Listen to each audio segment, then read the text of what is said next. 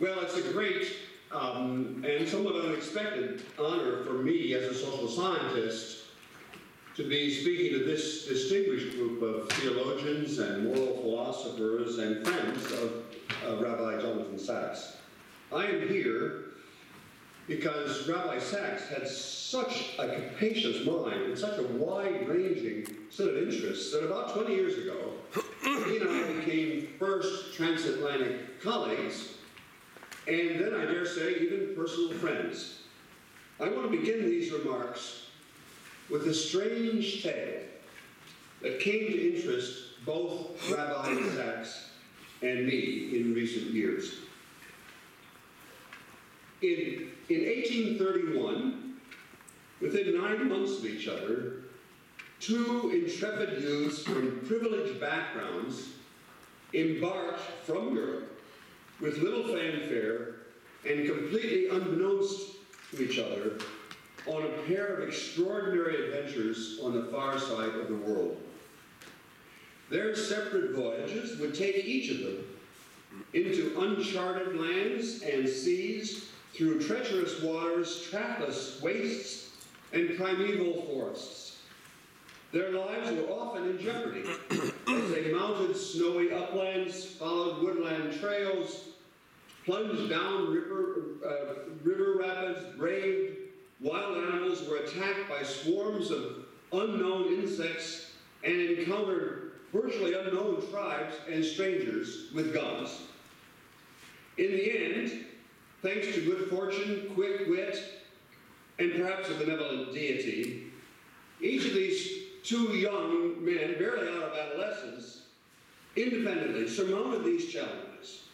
Each of them had gazed on magnificent vistas, had endured almost unendurable hardships, and had discovered unexpected patterns of life. They had completed two extraordinary voyages, remarkably parallel, but utterly independent. Though they were young, their lives had been changed forever by these two independent voyages. More important, and even less foreseen to everyone's astonishment, the journals, the daily journals that each of them kept meticulously each night, would change our understanding of society and of life itself. Nearly 2 centuries later, our own world is in important ways guided by and roiled by controversies about their fundamental discoveries. In fact, their insights turn out to be directly relevant to issues like vaccination and mask mandates and global warming that dominate our lives today. These two young men were Charles Darwin, age 22, and Alexis de Tocqueville, age 26. I began to explore these two lives nearly 2 years ago. Though I searched long and hard, I learned that only one other scholar had ever even noticed the parallels between these two voyages of discovery, much less understood the great moral and practical significance of these two voyages. That prescient and profound scholar, with a remarkable breadth of knowledge, was, of course, Rabbi Jonathan Sacks. In these brief remarks, I want to summarize these twin stories of Darwin and Tocqueville that fascinated both Rabbi Sacks and me. And then in the end, I will turn to the broader implications for our lives today that both Rabbi Sacks and I independently arrived at. As Tocqueville stepped aboard the ship Le Havre on April 2nd, 1831, and as a few months later, Darwin boarded the Beagle in Plymouth, England, in December, they were departing from a Europe in the midst of revolutionary changes in politics, economics, society, culture, and science. The aftershocks of the American and then the French Revolution from 1776 to 1815 were still reverberating politically. The Industrial Revolution was rapidly transforming all aspects of society: productivity, transportation, class and gender relations, education and literacy, transportation, communication, secularization, nationalism, and globalism. The Industrial Revolution was twinned with rapid scientific progress in the fields of physics and chemistry and thermodynamics and electricity and geology and paleontology and biology. Indeed, the word scientist itself was coined in 1833, while the two men were on their voyages. In music and art and literature, an equally thoroughgoing revolution from classicism to romanticism was taking place, from Mozart to Mendelssohn, from Samuel Johnson to Byron, Keats, and Shelley. In all these ways, the world in which Tocqueville and Darwin had come of age was defined by groundbreaking innovation. The moment seemed unusually propitious for original thinking. As Tocqueville himself put it, a new science was needed for a world altogether new. Against this historical backdrop, these two young patricians, and they were patricians, commenced simultaneous but unconnected scientific inquiries that would take them into unexplored parts of the New World. Each was the son of a renowned lineage, but both had been raised far from the centers of national power in London and in Paris. As boys, both had been thought precocious, but neither was recognized as a budding genius. Both came from well-to-do families, which enabled them to pursue their research without undue concern about their finances. Like much scientific exploration in that era, each voyage was government-sponsored, but both voyages were mostly privately funded, and in neither case did the government sponsors actually understand the real objective of the ambitious young traveler.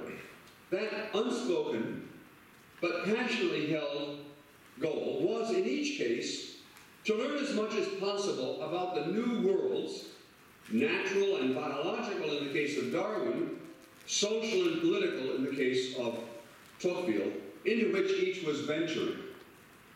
Each was accompanied by a similarly young, critically important colleague and friend, though the friendship in Tocqueville's case with Gustave de Beaumont, a young jurist, grew closer throughout their lives, whereas the friendship in Darwin's case with Robert Fitzroy, the captain of the Beagle, ended in rivalry and bitterness and even eventually tragedy. Both voyagers would eventually become deeply involved in national politics. They didn't begin as politicians, but both became involved eagerly in Tocqueville's case, reluctantly in Darwin's case. Most important, each traveler would prove to be a vivid writer. Each, upon his arrival home, would produce a wildly popular account of his voyage. These were among the first bestsellers in the modern world. And each would eventually write a second tome, Democracy in America, and On the Origin of Species, that would fundamentally alter our understandings of our world and ourselves. Framing these two expeditions, as I have and as Jonathan did, together allows us to see each voyage stereoscopically and highlights fundamental but hitherto obscure features of intellectual inquiry in contemporary life. First, although hundreds of other explorers, both men and women, had trod similar paths in the 19th century, globe-trotting naturalists in the case of Darwin, European visitors, of whom there were many in the case of Tocqueville, these two travelers stand far above that crowd. There were hundreds of them, but these were almost unique. Each was a remarkably keen and tireless observer of detail. That was what first struck others about both of them, that they were really detailed guys. They were both omnivorous empiricists. Darwin scrutinized geological strata and insects and volcanic dust and plants and animals of all sorts, fossils and coral reefs, where Tocqueville chatted for hours with hundreds of Americans, presidents, past and present, drunken backwoodsmen, pioneers and their long-suffering wives, clergy of all sorts, Harvard intellectuals, businessmen large and small, Indian guides, and even an occasional black slave. At a deep level, there was a real similarity between Tocqueville and Darwin. Unlike superficial travelers, they both wrote compellingly because they were so keenly observant.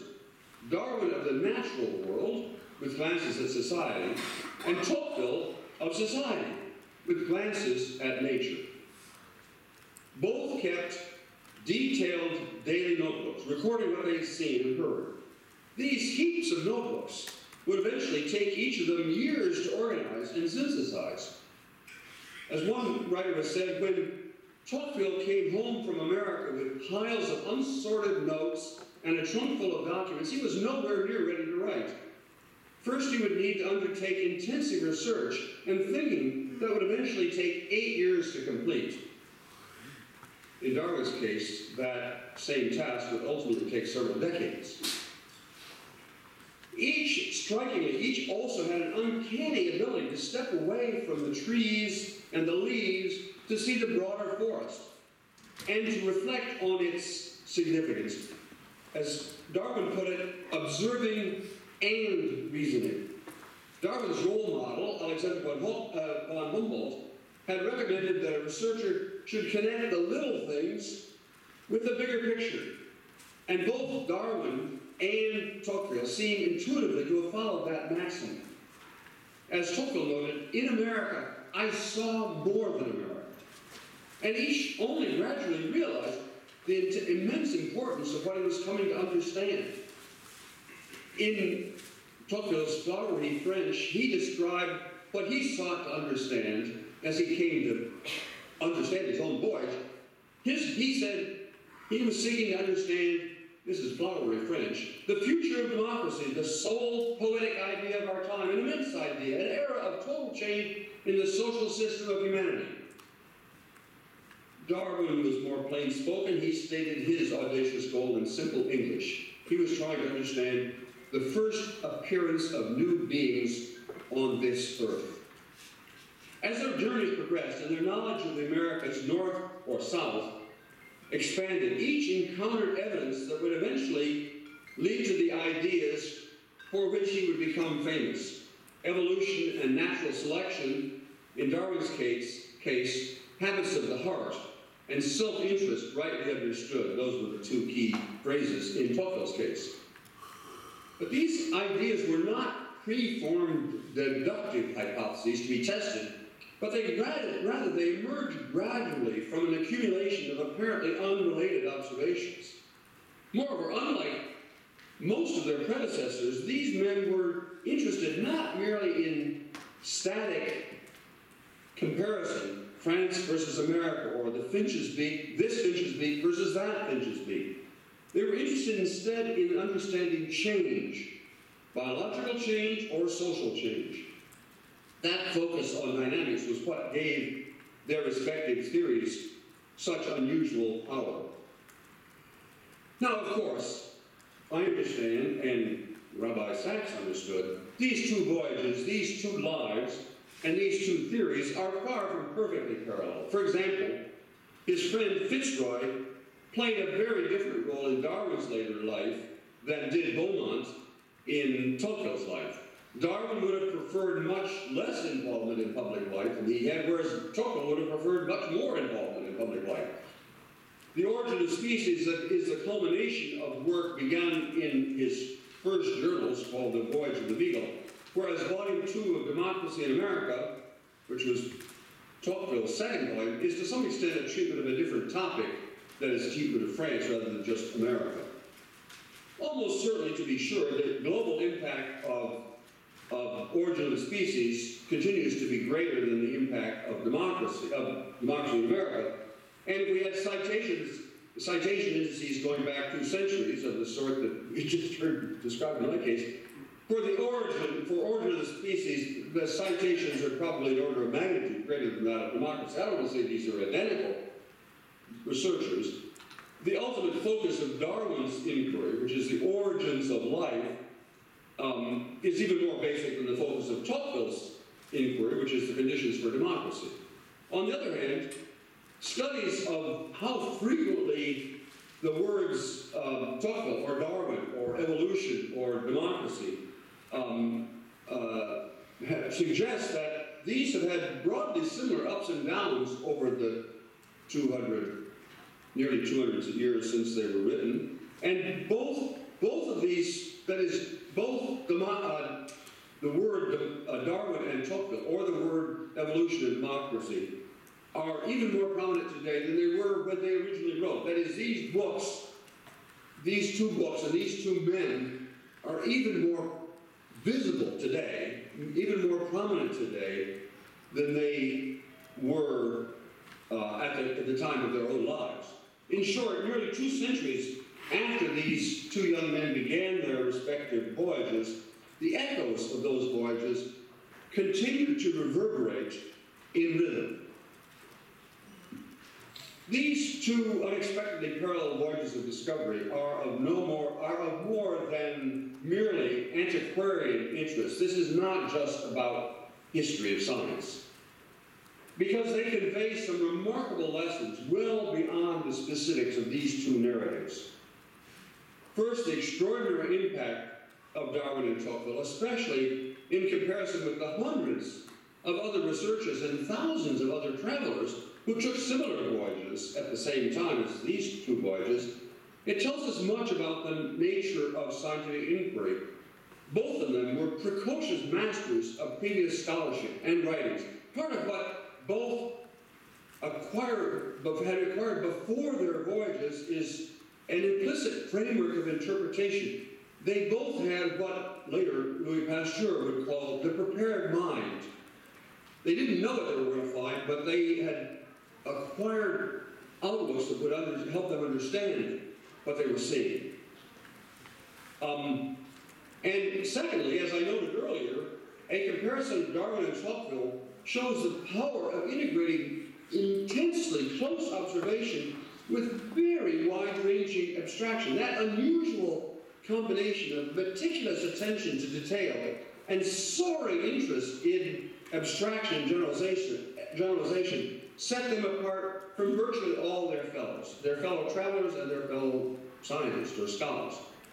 And finally, and this is the most important insight gleaned from this comparison between Darwin and Tocqueville, each produced a major theory of biology and of society, respectively, that recognized the tension between the individual and the community. This tension between individualism and communitarianism is exactly what first drew Jonathan Sachs and I together in intellectual terms. And Darwin and Tocqueville forged remarkably parallel syntheses of competition and cooperation. It is on this fundamental point that Rabbi Sachs and I turn out to understand the implication of the comparison between Darwin and Tocqueville. Because now, as I come to a conclusion, I want to say, what did both Jonathan Sachs and I, independently, come to understand from what would otherwise be merely an interesting historical tale? For millennia, a central divide among Western political thinkers and activists has pit the individualists against the communitarians. The former, the individualists, are more concerned about rights. The latter, the communitarians, are more concerned about responsibilities. Individualists emphasize liberty and individuality, and they criticize communitarians as conformist and intolerant, whereas communitarians emphasize equality and altruism and criticize individualists as narcissistic and selfish. In short, individualists focus on I, and communitarians focus on we. Quite remarkably, that's exactly the way Jonathan Sachs and I independently came to describe this relationship, the relationship between I and we. This framework, this individual versus communitarianism, is ubiquitous in policy debates and in the social sciences. Generally speaking, this division cuts across the familiar left-right dimension, that is, conservative communitarians and their progressive counterparts make common cause against excessive individualism, while libertarians and progressive individualists unite to oppose repressive institutions. All sides assume that individualist competition and communitarian cooperation are poles apart. And, to revert now for a minute to Darwin and Tocqueville, at first glance, the theories of these two intellectual giants seem polar opposites. Darwin's theory of evolution rests on the idea of competition and the survival of the fittest, red in tooth and claw. Darwin, the emphasis on competition. Inexorably, the fiercest lizards and the most vigorous frigate birds on the Galapagos Islands would have more progeny, outcompeting others of their species, and therefore in natural selection, competition appears to be the order of the day. Darwin is seen as the great, falsely, as the great exponent of competition. Conversely, Tocqueville's theory of democracy famously exalted Americans' habits of cooperation and their propensity to form associations to solve common problems. I quote briefly from Tocqueville. In America, I often admired the infinite art with which the inhabitants of the United States managed to fix a common goal to the efforts of many men to get them to advance it really. As soon as several of the inhabitants of the United States have conceived of an idea or a sentiment that they want to produce in the world, they seek each other out. And when they have found each other, they unite. So, Darwin, advocate of competition or exponent of competition, Tocqueville, exponent of cooperation. But as you delve deeply, both Rabbi Sachs and I have seen the paradoxical importance of social cooperation for Darwin and of individual competition for Tocqueville. Darwin argued that humans survive only in cooperating groups that often require self-sacrifice, altruism from individuals. And interestingly enough, in my writings on this subject, and in Rabbi Sachs actually never had a chance to write this up before he tragically died. His thoughts are contained in his, so far as I know, his last lecture, which was given at New York University. And in the footnotes of this paper, I cite that so you can go and listen to it, but I don't think it's ever been written up. We both cite the same passage about Darwin's recognition of the importance of altruism. Darwin, altruism. Tribes characterized by selfishness, he wrote, that is Darwin wrote, would be victorious, tribes characterized by such selflessness, by altruism, would be victorious over most other tribes, and this would be natural selection. Darwin never endorsed the simple-minded ideas of people who were called social Darwinists. They extolled the unprincipled pursuit of self-interest, whereas Darwin was very specific. Despite all of his emphasis on competition, he was specific that among humans, altruism and self-sacrifice was necessary for advancement. Conversely, Tocqueville is said to have coined the very term individualism, Tocqueville, to describe Americans' emphasis on self-interest. But he argued that the principle of American democracy, the secret of American democracy, was the principle of what he called self-interest rightly understood. The principle, he argued, shapes a multitude of citizens who are orderly, temperate, moderate, foresighted, and masters of themselves. The very title of the relevant chapter in Democracy in America is How Americans Combat Individualism by the Doctrine of Self-Interest Rightly Understood. In short, as Rabbi Sachs pointed in one of his final lectures, Darwin's theory of evolution and Tocqueville's description of American democracy can be directly mapped onto one another. We and I are not, in the end, not polar opposites, but need to be integrated into a more comprehensive understanding of our society, indeed of life itself. And Rabbi Sachs observed, as I do, modern society currently finds itself in the midst of a culture an overwhelming culture of individualism, a culture of I. Whereas both he and I fervently believe that we need a fuller, what the world needs now is a fuller recognition of the power of we. It's astonishing to me, actually, and a matter of no little pride, that Rabbi Sachs and I, entirely unbeknownst to each other, recognize the deep parallels between Darwin and Tocqueville. We both see that alongside competition we need cooperation, what he called civil society and what I term social capital. Although I'm proud to say that Rabbi Sachs came to use the idea of social capital and understand it in exactly the same way that I do. For obvious reasons, Rabbi Sachs focused more on the role of religion than I do, although I am touched that he specifically cited my own work on religion. But most fundamentally, we both agree that a society needs, in very practical terms, to be rooted in morality and a sense of community. Most theorists have assumed that individualistic competition and unitarian cooperation are opposite ends of a simple continuum. But both Darwin and Tocqueville learned in their voyages that the choice between individualism and communitarianism is false, that a more complicated theory must encompass both competition and cooperation. Thus, this is the most fundamental lesson from these remarkable journeys by these two young explorers nearly 2 centuries ago. And it turns out to be astonishingly timely to the public problems that we right now face.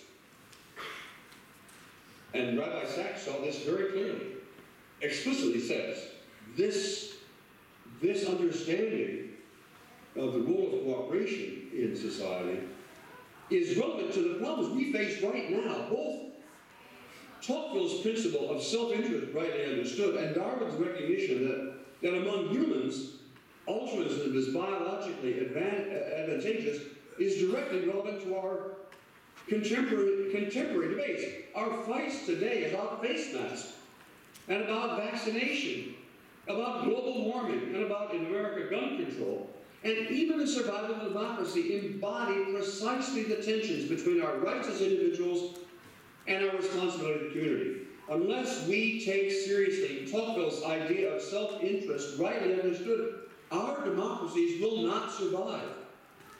Unless we take seriously the Darwin's insights about the impact of our behavior on other human beings, the human species will not survive.